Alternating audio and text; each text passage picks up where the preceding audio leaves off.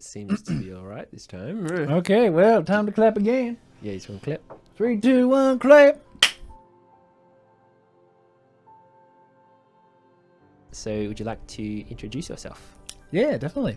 My name's Dan Poole. I'm the composer and sound designer for Kite Shield Interactive's Moon Corp Tower Defense, which is going to be coming out sometime next year. Yeah.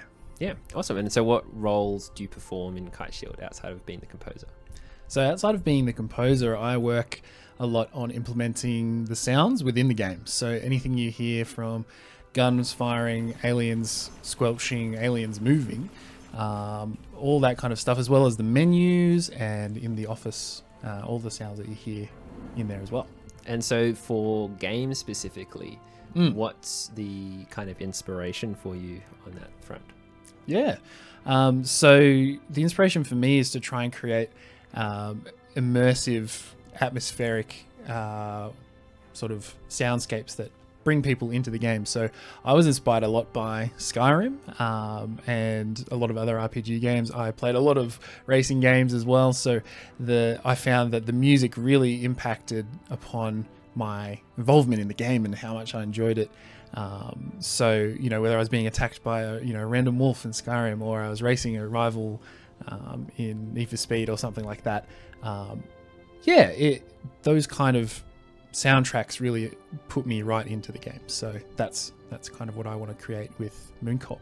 What does it take to be a game composer and sound designer? Yeah, it takes a lot of patience because, you're going to do iterations upon iterations. You've got to be happy to listen to the same sound effect 100 times. You've got to be happy to redo takes on a piece of music, rewrite a little bit of the melody or the chords, or change the timing of things to fit with the game. And it takes a lot of communication as well. So talking with the team, talking with the game director and the game developers to really bring their vision to life, because that's really your job. When you're writing some music or doing some sound effects, what's the actual process you go through when making something for Moon Corp? Yeah, it's quite fun, because what I'll do first is I'll jump into the game, which is the funnest part of my job. So I'll open up a session in the game and do a screen recording of the thing that I need to make a sound for, or a level that I need to create the ambience or the music for, just so I can put that into my Cubase session, which is recording us. And then I can feel the vibe of the place or the thing that I'm making the sound for. I'll do a couple of drafts and I'll send it to Saxon and Blaine, our creative directors, and they'll give me some feedback, and they'll be like, yeah, or nah. Usually what the feedback I get is that, Dan, the music is too epic. Please tone it down. So I feel like, that's nice. It's just iterations, really. What does a day in the life of a composer look like? Well, as you can tell, it's very tough. Very, very tough. So I get up and look after my cat, Daisy, and my other cat is sleeping out there somewhere. I often record little kitty sound effects for, like, the trailer, for example. You can hear Coco, my other cat, purring in the background. I'll get up and make myself a nice warm cup of tea, and then try and get to it as quick as I can. And I'll have a listen to some music that might inspire me, try and have a little picture of, or a screen recording of, of something that I'm trying to create some sounds for, either music or sound design. That was the cat. And try and, do a couple of iterations, do a couple of versions to send through to the guys. To have a little look at. What was the most challenging sound effect to make, and why? I reckon the most challenging sound effect was probably the sky laser sound effect, where, essentially in game you can call down a laser from the sky, probably from a satellite, that comes down and just destroys the aliens.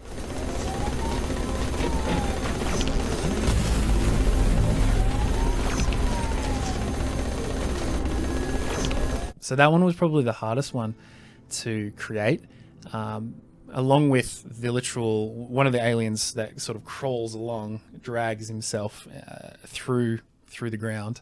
That one was quite hard too because of the timing involved with getting all of the like with his feet and everything.